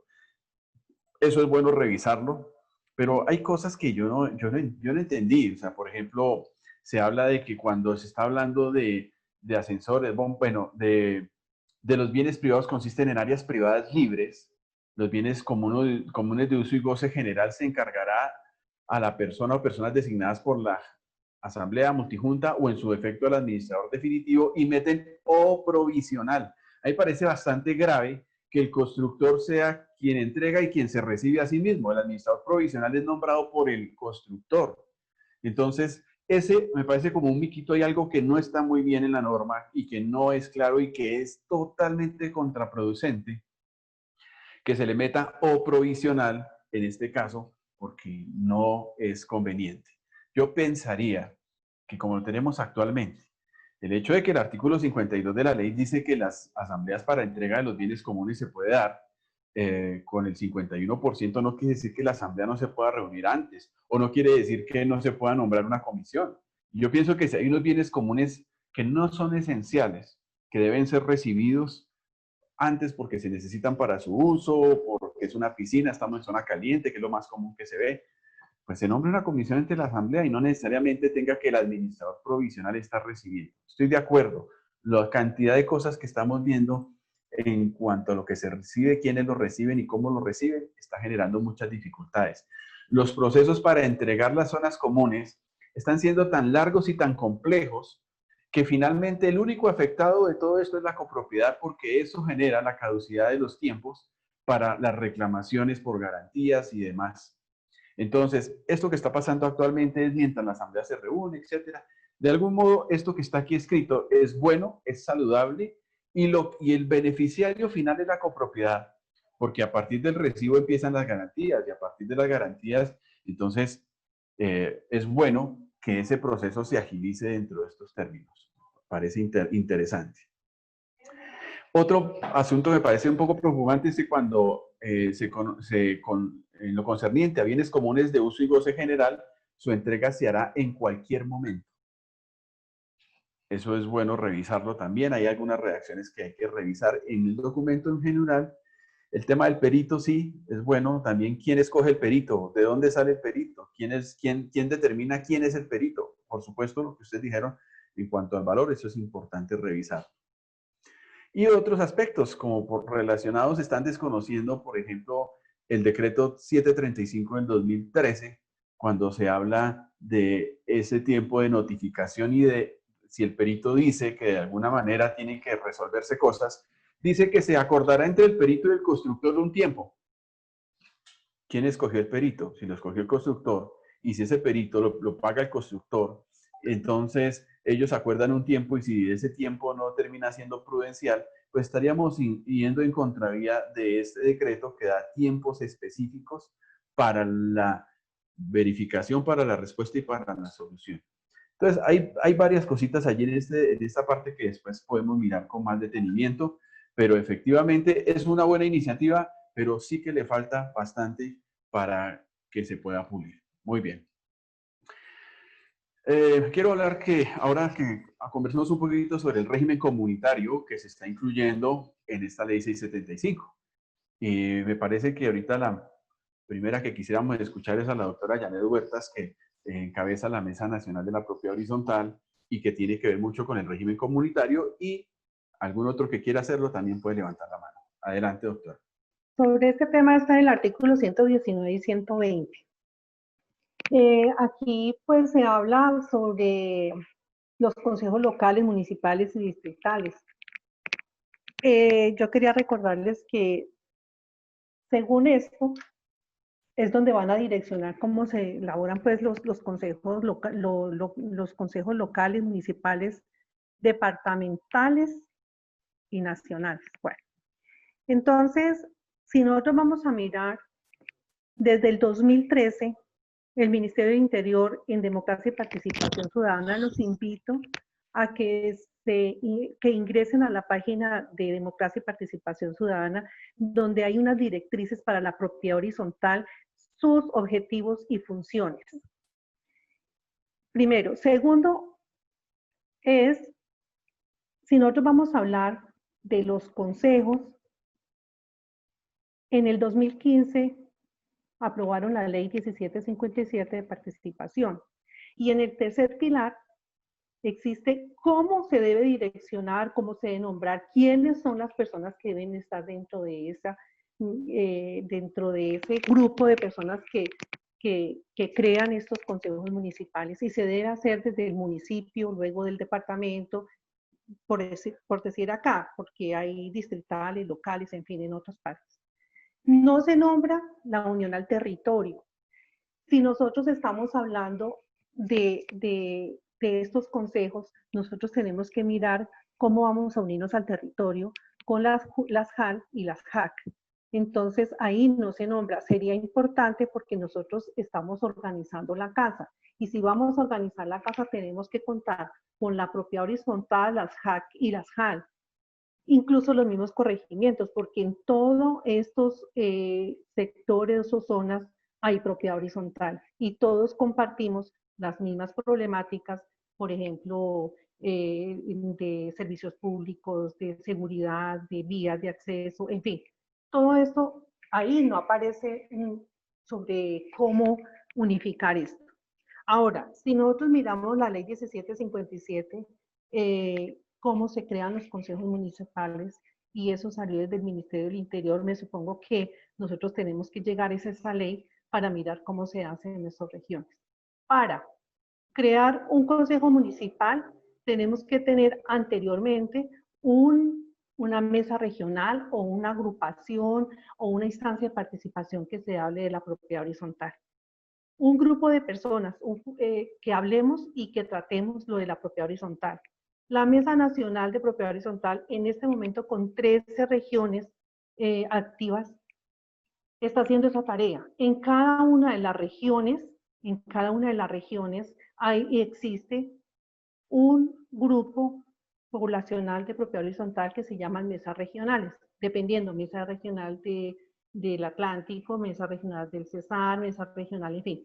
Entonces, ahí nosotros ya tenemos nuestro grupo para cuando ya tengamos que hacerlo, incidiendo en nuestras regiones, tengamos en nuestros lineamientos, y ya lo tenemos desde la Mesa Nacional a regionales, el lineamiento de cumplir con crear estos consejos municipales.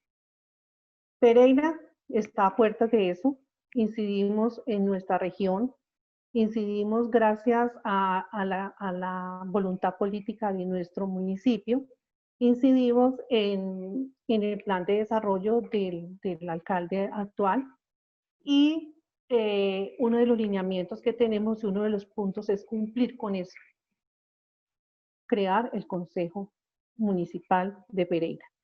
Aparte de eso, si nosotros inicialmente tenemos que hacerlo, Cartagena está en el tema con la creación del Consejo Distrital, y los demás compañeros delegados están trabajando en lo suyo para hacer lo mismo. Entonces, cuando ya se crean los consejos municipales, ya tendremos que hacer el siguiente paso, hacerlo departamental, y ya los departamentos tendremos que unirnos para poder hacerlo ya a lo nacional. No sé, de pronto me quedó alguna cosita, pero pues ahí lo estamos tratando. A ver, yo nuevamente insisto, para mí la ley, el proyecto de ley es un gran avance, o esto no lo traía la ley 675. A mí me parece que el hecho que ya ustedes los convoquen a los consejos nacionales, a los consejos municipales, a participar en estas discusiones tan importantes que inciden a los actores de propiedad horizontal, es un avance fundamental en lo que tiene que ver con el derecho a la participación. Por supuesto que estoy de acuerdo con la doctora Yané, hay que involucrar más actores. A mí me parece que no solamente involucrar a consejos municipales y nacionales y distritales, no, porque todos sabemos que de una u otra forma en el territorio donde nosotros nos movemos estamos colindando con vecinos de otros barrios, y de pronto el tema de la seguridad, que ahora en la situación de la cuarentena se ha incrementado mucho, la articulación con las autoridades locales. A mí me parece que no solamente, pues la doctora Yané mencionó ahí unos puntos importantes, pero yo pienso que en estos comités también tienen que ser comités interdisciplinarios. Si hay que vincular a bomberos, lo vinculamos a bomberos también, porque a veces nosotros como administradores o como asesores se nos presentan problemas, eventos dramáticos en propiedad horizontal, de pronto un incendio, una inundación, y esos comités articulados con diferentes entidades, pues nos va a llevar al desarrollo que nosotros todos esperamos. Entonces, estoy de acuerdo con este artículo tan importante, y pues la invitación es que inviten también a los profesionales que manejamos los temas de propiedad horizontal, porque a veces, como alguien lo señalaba, a veces los asesores de la alcaldía desconocen la ley 675, y apoyándose en esos consejos municipales van a tener un resultado más eficaz y más eficiente. Bueno, en este tema de participación, la norma ya está dada. No veo en sí una razón de que se incluya, ya sea en reforma o como llaman una nueva ley de propiedad horizontal, un tema que incluso ya lleva tal vez andando más de 10 años. ¿Cuánto cumple Janet La Mesa, por ejemplo? Entonces, miremos, imagínate. Entonces, vemos es falta de información, pasa en la propiedad horizontal, falta de pedagogía, y en el contexto y en el caso concreto del Distrito Capital, la figura de los consejos locales y del Consejo Distrital. En días pasados tratábamos ese tema y creo que el consenso en Bogotá es muy claro, convidados de piedra. Entonces, llevar artículos, hablar de figuras de democracia participativa y representativa de los actores de la propiedad horizontal es muy difícil si realmente no se materializa, y no solamente la materialización de la instancia participativa, sino que desde lo público realmente se le respete y se le dé su importancia, más aún cuando tiene un papel importante y al menos en la teoría es asesorar al alcalde local, al alcalde distrital en los temas de propiedad horizontal, y que hoy en día sabemos que son la mayoría de los temas que relacionan, que crean y que desarrollan políticas públicas, y atados a planes de desarrollo, y atados a presupuesto, y atados a impuestos. Entonces, llevar esto a un proyecto de ley de 675, si realmente no se ha dado el cambio, si realmente no se respeta la instancia, eso y nada es lo mismo. La ley permite que existan cualquier cantidad de asociaciones, cualquier cantidad de ligas. Y Bogotá se está cerrando a que una, dos, cuando por lo menos debe haber una por cada 100.000 habitantes, y mal contados somos 3 millones de habitantes que vivimos en propiedad horizontal en Bogotá, y como en el resto del país. Y lo cierran a nivel regional y lo cierran a nivel local. Creo que es un tema que se debe realmente evaluar, se debe replantear y mirar si ese artículo va en la ley, en el proyecto de ley, o más bien desarrollamos y respetamos la instancia como tal, que ya viene en la 1757 y en la misma Constitución. Aplaudo el trabajo. Pereira, Cartagena, Mosquera. En Bogotá nos quedamos, pero no es por falta de voluntad de los miembros, sino que realmente es un apéndice que lo olvidaron, y peor ahorita en momentos de esta pandemia. Y si hago el llamado a que la representación y la participación ciudadana, que además de ser un derecho constitucional, se respete de parte de los actores públicos, que son buena parte de los problemas que hoy en día tiene la propiedad horizontal. Quiero que entremos ahora el tema que también es novedoso sobre la incorporar las tecnologías de la información y las comunicaciones a las actividades de la propiedad horizontal. Este es un tema que gracias a la pandemia se vio, ¿no? Lo que es administrar propiedad horizontal en casa es un conflicto cuando no estábamos preparados.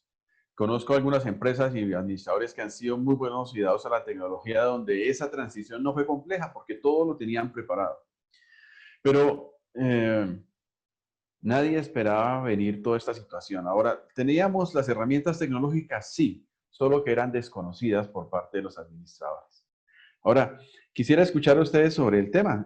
Doctora Raquel levantó la mano y doctora Erika también. Frente a este tema, debemos tener muy claro que el proyecto, en su artículo 5, nos habla del uso de las tecnologías de la información y las comunicaciones, y nos hace hincapié en que la implementación deberá ser gradual en actividades como archivo, permisos, certificaciones en línea, PQRS, sistemas de ingreso y de salida, control y manejo de operaciones de la contabilidad, pago de expensas a través de Internet.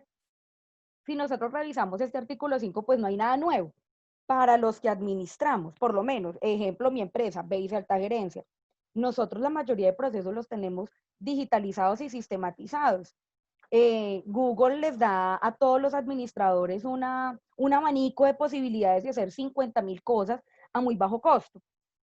Entonces, la tecnología y esta cuarta revolución industrial no apareció ahorita con la pandemia.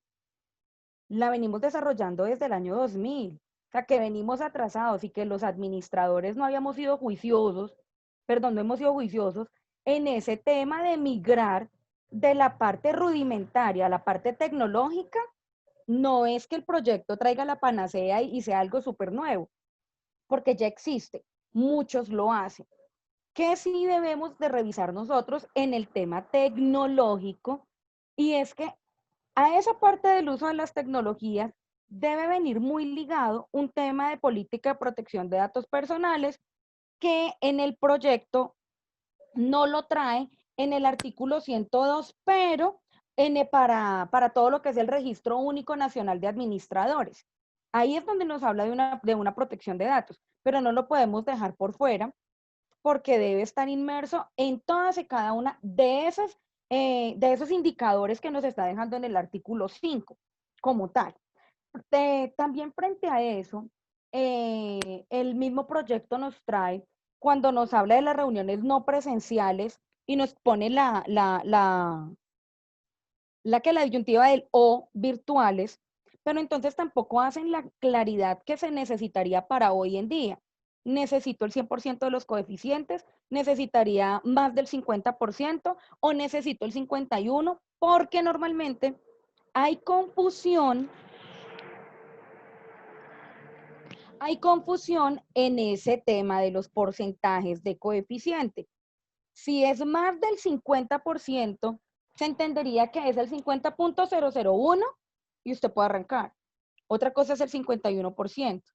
Entonces, es revisar también ese tema que nos dé herramientas, porque en este momento una virtualidad al 100% en una copropiedad de más de 100 unidades es imposible. Se me olvidó, no pude ingresar, se me cayó el internet, miles de cosas. Entonces es revisar en la parte sustancial y estructural de este proyecto el tema de la realización de asambleas virtuales. Otra cosa, hoy a la fecha no tenemos un manual, una norma, un decreto, una resolución, alguna cosa que nos indique, alguna norma, perdón, que nos indique cuál es el procedimiento sistemático para el desarrollo de una asamblea virtual, sea ordinaria o sea extraordinaria. Las condiciones no están dadas. Todo lo que se ha hecho hasta hoy, 1 de agosto, ha sido lo que se ha escuchado, lo que han referenciado, pero no lo que esté plasmado legalmente en una norma. Y eso sí sería importante regularlo porque el tema, así no haya pandemia, pero el tema virtual ya está en nuestras vidas y tenemos un WhatsApp, un Telegram, por ahí podemos hacer muchas cosas, no tanto de manera presencial, porque el que está en Estados Unidos para enviar un poder se lo da a una persona que no sabe qué hacer en la asamblea, es ahí donde radican los inconvenientes. Si tenemos la virtualidad, echémosle mano, pero hagámoslo en una debida forma y que sea este proyecto también una pieza para dejar unas reglas claras sobre el desarrollo de esas asambleas virtuales. Gracias, doctor Andrés. Bueno, indiscutiblemente en cuanto al tema del uso de las tecnologías de la información y las comunicaciones, es un aporte demasiado importante que trae el proyecto de ley. Estamos en total acuerdo en que la propiedad horizontal, tanto desde su parte de procesos administrativos, se encuentren alineados con el uso de estas tecnologías, así como la implementación de las herramientas TIC para el desarrollo de asambleas virtuales, de reuniones con consejeros. Aquí lo que debemos tener en cuenta es que esta nueva ley sí le está adjudicando demasiado gasto. Los presupuestos en propiedad horizontal indiscutiblemente se van a elevar, a razón de que aquí también menciona que cada propiedad horizontal debe tener su página web, donde allí debe consignar todo el tema documental, que es una parte de proceso fundamental que todo administrador de propiedad horizontal debe manejar. Entonces, si nos damos cuenta en temas de presupuesto, se nos adjudican gastos adicionales que no tenemos contemplados. Aquí el uso de las herramientas TIC, todo el tema de los peritos que se tendrán que contratar para el tema de recepción de zonas comunes, entre otros aspectos pues que la ley menciona como gastos propios de la propiedad horizontal y que no debemos desconocer, como ya se mencionó, las viviendas BIS. Pero definitivamente sí estamos de acuerdo con esta implementación y este uso es un gran aporte que definitivamente la propiedad horizontal debe estar alineada. Sí, efectivamente, esto es un aspecto que estábamos obviamente esperando desde hace mucho tiempo. Es una de alguna manera, de los rezagos que tiene la Ley 675 en 2001, y es estar a la par, pues, con las tecnologías actuales. Como por todos es sabido, pues la tecnología avanza a pasos agigantados, y pues la propiedad horizontal en este momento, la Ley 675, pues está al margen del avance de la tecnología, pues sobre todo por no poder hacer las asambleas con los medios que hoy existen de una manera pues ágil, efectiva, jurídicamente válida. No obstante lo anterior, a mí sí me preocupa un poco la redacción del artículo 5º, y también me preocupa nuevamente la falta de hermenéutica jurídica de esa misma redacción. En el artículo 5º no habla pues muy claramente, sobre todo en el inciso 2º, cuando dice que deberá incluir requerimientos, archivos, permisos, certificaciones en línea, PQRs. Eso se resume muy fácil en el lenguaje tecnológico de hablar de un sistema ERP, pues no colocar simplemente en ese inciso 2º que sea un sistema ERP, pero si esa redacción técnica, científica existe, pues creo que debiéramos de aclarar allí mejor la redacción de que sea un sistema ERP totalmente integrado, donde la copropiedad pueda tener todos sus archivos, todo el manejo, por ejemplo, de salones sociales, de lavado de tanques, inclusive de hidrofugado de fachada, o sea, que todo pueda estar integrado, porque esos sistemas hoy inclusive existen. Es evidente también que precisamente en virtud de los grandes avances tecnológicos y de lo que se denomina el Big Data, cuando nosotros colocamos información de alguna manera en estas bases de datos como la página web, este artículo 5º le está de alguna manera ordenando a todas las propiedades horizontales que deberán propender por habilitar una página web o cualquier medio telemático que contenga los reglamentos internos, la información jurídica, contable, presupuestal, mecanismos de resolución de conflictos, convocatorias, actas y toda la información referente a los órganos de gobierno. Ojo, este tema me parece complicado y delicado. Y volviendo al tema, mi cantaleta, excúsenme la coloquialidad, nuevamente no se integra no hermenéuticamente, por ejemplo, no hace relación a las normas de la habeas data. Cuando, para quien no es profano el tema, cuando nosotros publicamos información en la web, automáticamente hace parte de lo que se llama el Big Data, y de alguna manera cualquier persona pudiera acceder fácilmente a toda la información de la copropiedad, de los copropietarios, de las bases de datos, de las actas de consejo. Entonces, esto está muy bien. Realmente la intención de la norma está perfecta, pero falta darle un poquito de seguridad, de aclarar que debe ser por medios seguros, que se debe garantizar el control de la información, las de esta información, y hacer referencia hermenéuticamente a las normas de la habeas data. Por lo demás, pues consideramos que era absolutamente necesario. Además que, como por todos ustedes es sabido, actualmente las tecnologías de la información realmente se aplican para la administración de propiedad horizontal, porque es la forma como los administradores también administran de alguna manera remota, inclusive ahora en esta pandemia lo hemos visto.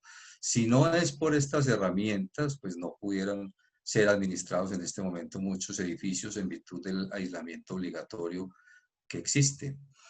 Listo, doctor. Pues sumándonos a lo que han dicho los demás compañeros, creemos que estos artículos, creo son 3, no está claro, hay muchos vacíos. Hay que mirar quién convoca, cómo se puede convocar, si las asambleas ordinarias pueden ser convocadas en forma ordinaria.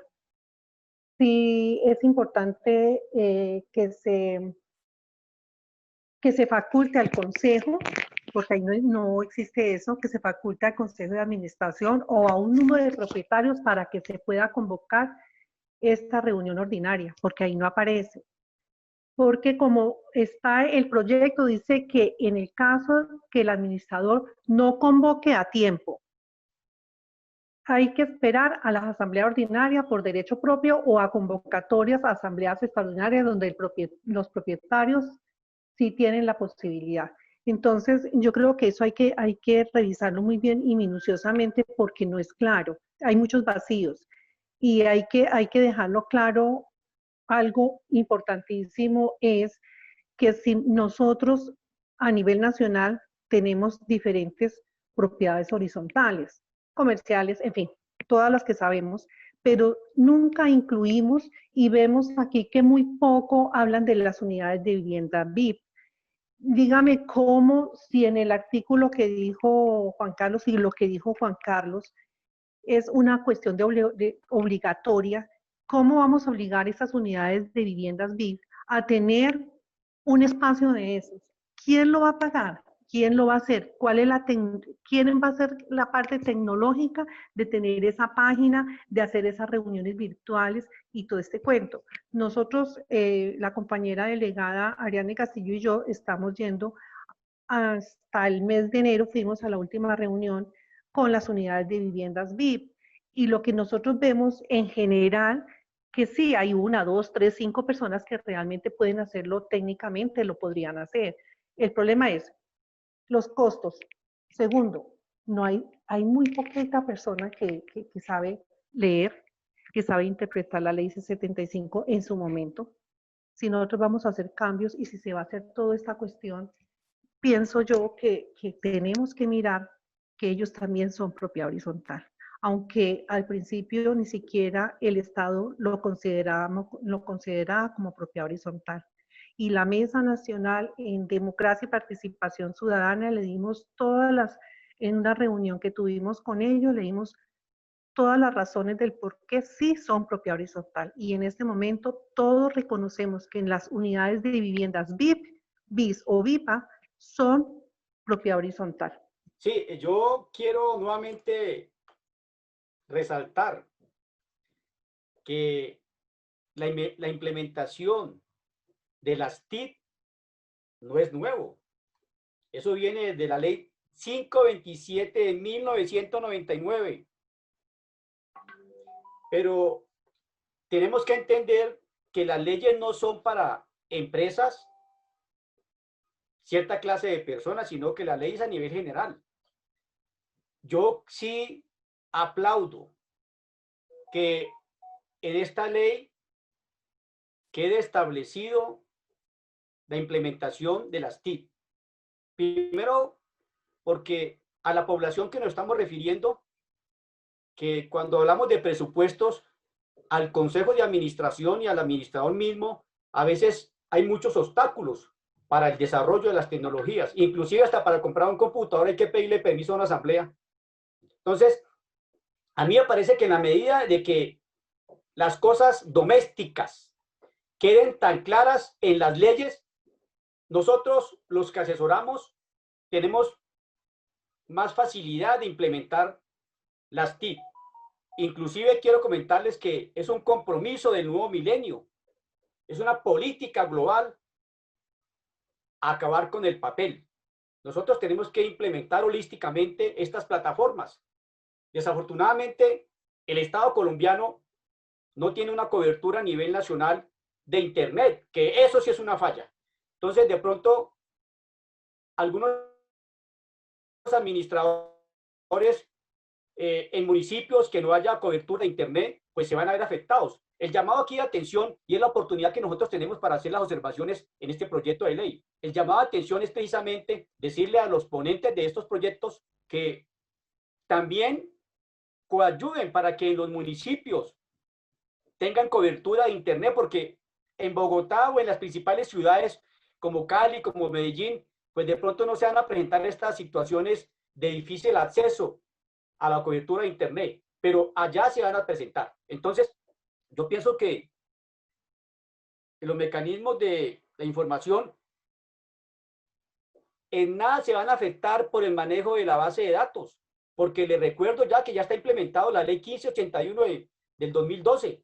Ahí está y es obligación para los conjuntos residenciales. Inclusive, quiero comentarles que la Superintendencia de Industria y Comercio ha multado a los conjuntos residenciales cuando utilizan los medios tecnológicos, porque usted cuando ingresa a un conjunto residencial va a quedar filmado ahí, o en su defecto va a ingresar el biométrico, y eso es manejo de base de datos. O sea, eso es obligatorio desde el año 2012 para que los conjuntos residenciales implementen las políticas de manejo de datos. Gracias, doctor Andrés. Punto de partida, el cierre del comentario del doctor Duque. Si bien es cierto que desde 2012 se tiene la obligación de dar cumplimiento a unos requisitos, son los mismos consejos de administración e incluso los revisores fiscales los que dentro del desconocimiento han impedido y frenado el cumplimiento de estos requisitos. En su momento el 1072, pasamos al 1074 que reglamentaron y que no es obligatorio. Pues lamentable, porque tenemos sanciones de 68 millones, tenemos sanciones de 78. Se allanaron en los cargos en un caso concreto en Bogotá, que es pedir las disculpas prácticamente, y se bajó de 124 millones de pesos. Pero tenemos ese freno. La doctora Raquel decía, no es nuevo. Claro que no es nuevo, pero hace parte del cambio. El cambio no es fácil, hay que romper esas barreras, pero si la cultura, como cultura organizacional, no cambia, y recordemos que la propiedad horizontal es una organización, va a ser una talanquera bastante fuerte en ese sentido. Otros hablan del acceso al Internet, que estamos de acuerdo, es un derecho humano. Y tal como la Organización de las Naciones Unidas lo viene manejando desde 2016, y que nos facilita el derecho al trabajo, el derecho a la atención en salud, el derecho a las elecciones, el derecho al teletrabajo y muchos más. Si no se genera ese cambio, vamos a tener problemas. No es algo nuevo, me disculpan la expresión, no es lo último en Guaracha. Además que viene atado a los objetivos del milenio y a los objetivos de desarrollo sostenible. Y bien sabemos que el Plan Nacional de Desarrollo está atado y seguirá atado a los objetivos del milenio. Y de ahí para abajo, a nivel departamental, a nivel regional y a nivel local. Si no exigimos este cambio y apoyo del Estado y eventualmente del Ministerio, la sola propiedad horizontal no va a poder, por algo muy sencillo, el apalancamiento, los costos que esto tiene, porque tenemos viviendas de estrato 1 como viviendas de estrato 6 que perfectamente lo apalancan. Entonces debemos analizar esto y ver también, no que se incluya en la ley, porque es que esto ya es exigido y se exige desde muchísimas leyes. Es la forma de cómo a través del Estado colombiano, de un documento COMPES, va a facilitar el ingreso a las tecnologías de las telecomunicaciones y va a dar cumplimiento a ese objetivo del milenio y del desarrollo sostenible, además que estamos hablando de un derecho humano. ¿Sí? Entonces esto es muy importante. Big Data, Habeas Data, el manejo que se da, el aviso de privacidad. Para noviembre del año pasado la superintendencia sacó que en el país en promedio de los obligados a dar cumplimiento a la 1581 vamos en 32.000 o algo más de 32.000. Realmente es increíble el volumen de personas jurídicas que no han dado cumplimiento. Y de los que ya dieron cumplimientos, la mayoría se totearon, se rajaron en la evaluación de los primeros 8 elementos básicos que deben tener en el manual de políticas. Y la propiedad horizontal no ha sido la excepción. Entonces, antes de votar un tema o tratarlo de incluir, yo creo que se debe informar qué se debe hacer. Porque eso pasó con la ley 675. Unos requisitos, unos pasos, una parte procedimental, y ni siquiera el administrador y el consejo saben qué hacer. Entonces creo que son temas no nuevos a evaluar, faltos de pedagogía y comunicación, y ese es uno de los graves y grandes problemas, la comunicación y la pedagogía. Hemos cumplido el tiempo, se nos han quedado un par de temitas por ahí por fuera. Realmente hay muchos temas que podemos tratar. Quiero decirles que a través de el comité jurídico que tiene la Mesa Nacional la Cumbre Nacional de Propiedad Horizontal, vamos a empezar a hacer un trabajo a través de unos conversatorios capítulo a capítulo de la norma. Ya un análisis ya detallado con el propósito de que de alguna manera podamos ayudar a todos los que quieren participar dentro del proceso, entendiendo cada una de las figuras que están allí. Vamos a analizar pros, contra y vamos sacando propuestas específicas para el proyecto como tal. Quiero agradecerle a cada uno de ustedes, doctora Janet Huerta, doctor Gerardo Duque, doctor Estanislao Rosso, doctor Juan Carlos Montoya, doctora Raquel Cruz y doctora Erika Cubillos. Muchas gracias por el tiempo, la participación y también a todas las personas que se han sumado. Todo va a quedar subido y grabado en las diferentes plataformas de Servilonjas y de la Mesa Nacional para que puedan acceder a ellas. Un abrazo a todos, una feliz tarde.